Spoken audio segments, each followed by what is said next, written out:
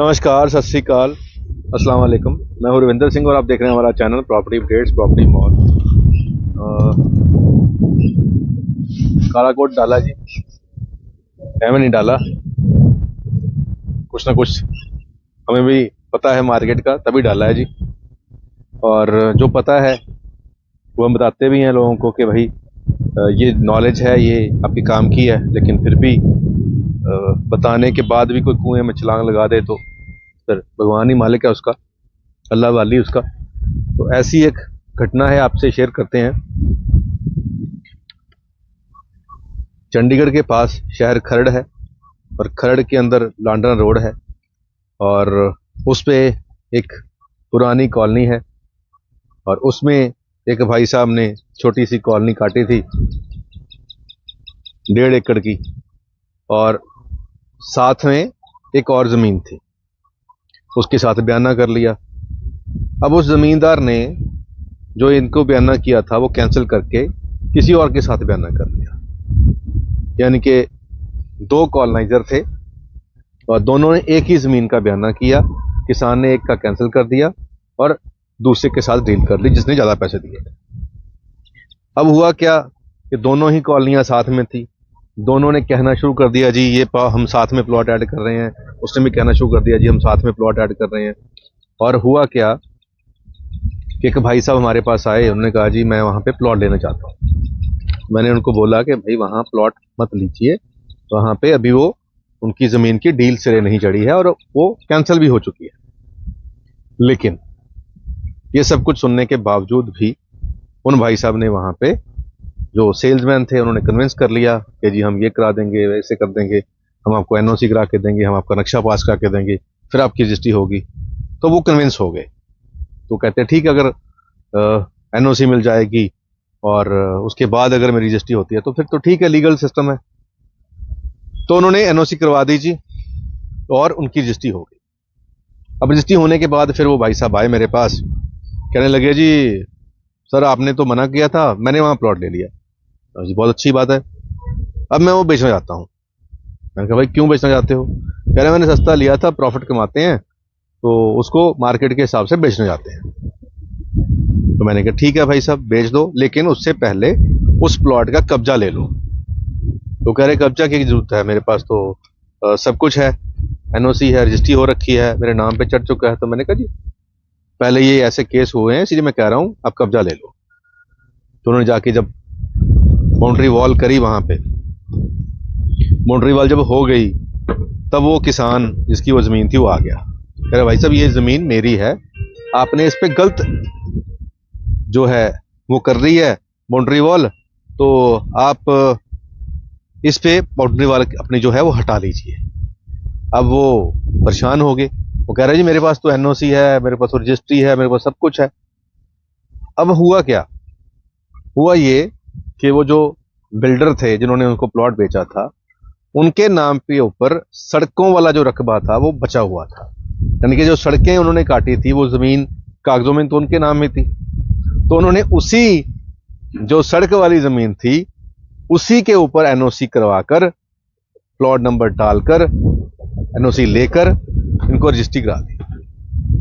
अब जो हम कह रहे थे कि ऐसा होगा आपके साथ, वैसा ही हुआ। और वो कहने के बावजूद उन्होंने लिया था, तो अब वो फंस गए। तब वो बिल्डर उसको कहता है कि चलो जी ऐसे करो, हम आपको इसकी जगह और प्लॉट दे देते हैं। तो वो कह रहे हैं कि मेरा तो नींव के ऊपर 3 लाख रुपए खर्च आ गया। तो बिल्डर कहते हैं जी कोई बात नहीं, वो नींव वाला पैसे भी हम आपके एडजस्ट कर देते हैं, तो आपको एक और प्लॉट दे देते हैं। अब फिर वो भाई साहब मेरे पास आए, कहते जी अब तो ऐसे हो गया, अब हम क्या करें? तो चलो काला कोट डाला है, सलाह तो देनी है। तो हमने सलाह दी कि आप अपने पैसे वापस लीजिए, जो आपका खर्चा हुआ है विद 12% इंटरेस्ट आप उनको क्लेम कीजिए कि मेरे जी पैसे वापस कर दीजिए, मैंने कोई प्लॉट नहीं देना, ना ये लेना है ना कोई और लेना है। आप अपना एनओसी रखें, अपना प्लॉट रखें, जो रखें, आप जिसको मर्जी बेचें, मैंने नहीं लेना है। अब ये घटना वो है जो बंदे को बताया हुआ था कैसे होगा, फिर भी कुएं में छलांग लगा दी। तो अब कौन बचा सकता है? जब बुरे दिन आते हैं कहते हैं, तब वो ऊंट पे बैठे को कुत्ता काट जाता है। तो ये वो बात होगी। चलिए, जो उनके साथ हुआ वो तो हुआ, वो अच्छा नहीं हुआ, उसका भी अफसोस है। लेकिन आपको ये वीडियो दिखाने का पर्पज है कि आप बच जाएं। आप अगर ऐसा ही कुछ करने के बारे में सोच रहे हैं तो काला को डाला हुआ है, सलाह ले लें। तो सलाह ले लें आप, और ऑफिस हमारे खुले हुए हैं, आइए सलाह लें और सलाह को फिर मान भी लें। लेने का तभी फायदा है। और ये रियल स्टेट में रूटीन में होने वाले फ्रॉड्स में से एक फ्रेश फ्रॉड है जो आपको अभी बताया। और ये होता इसीलिए है क्योंकि बिल्डरों के नाम पे सड़कों की ज़मीन बोलती रहती है कॉलोनी बिकने के बाद भी। तो ये सरकार को भी हमने ये मुद्दा रखा था, मंत्री साहब ने एग्री भी किया कि हाँ जी बिल्कुल आप सही बात कह रहे हो, हमारे भी एक पुलिस अफसर के साथ ऐसा हुआ था जलंधर में। तो मंत्री साहब वहाँ के हैं, जलंधर के हैं, तो वो मान भी गए। तो उसके बाद अभी तक वो इम्प्लीमेंट नहीं हुआ। तो मैंने उनको कहा भी था कि सरकार एक लेटर निकाले, सभी बिल्डरों की जो पार्कों की ज़मीन है या सड़कों की ज़मीन है वो सरकार अपने नाम पे करा ले, ताकि वो किसी और को दोबारा बेच ना पाए। तो मंत्री साहब इस पे अग्री थे, उन्होंने कहा था कि हम करेंगे, लेकिन अभी तक वो उसका अमली जामा पहना नहीं पाए हैं। क्योंकि दोबारा से जब मैं लोकल बॉडीज़ ऑफिस में गया था तो मंत्री साहब ने कहा कि आप हमारे ऑफिसर जो हैं उनको बताइए कि कैसे होगा। तो ऑफिसर बोलते हैं ये कैसे होगा। तो मैंने कहा जी जैसे आप सड़क बनाने के लिए ज़मीन अपने नाम पर रजिस्ट्री कराते हैं वैसे ये भी करा लो, एक लेटर ही आनी है, कौन सा स्टैंप ड्यूटी लगनी है। तो बोलते हैं ये कैसे होगा। मैंने कहा हो सकता है, अगर आप चाहेंगे तो सब कुछ हो सकता है। अब अफसर पता नहीं क्यों नहीं चाहते हैं कि ऐसा हो। तो चलो ये मंत्री साहब जाने, अफसर जाने, सरकार जाने, मान साहब जाने, हमारा काम है सलाह देना। हमने दे दी है, मानना ना मानना उनका काम है। और जो लोग देख रहे हैं उनका भी मानना ना मानना उनका काम है। अभी हम यहाँ खड़े हैं, एक कंस्ट्रक्शन शुरू हो रही थी। हमने उनको कहा भी था कि जी बारिश आने वाली है, आप फाउंडेशन गहरी कर रहे हैं, इसको जल्दी जल्दी कर लें, अदरवाइज इसमें पानी भर जाएगा। तो अभी यहाँ पे वो फाउंडेशन भी है, इसमें पानी भर चुका है। लेकिन फिर वही बात, हमारा काम है मसले हल करना।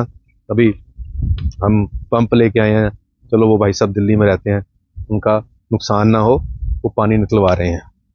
तो हमारा काम है कर भला हो भला, अंत भले का भला। उम्मीद करते हैं वीडियो आपके काम की होगी। आज के लिए नहीं, मिलते हैं एक बार एक नई वीडियो में एक नई जानकारी के साथ। धन्यवाद।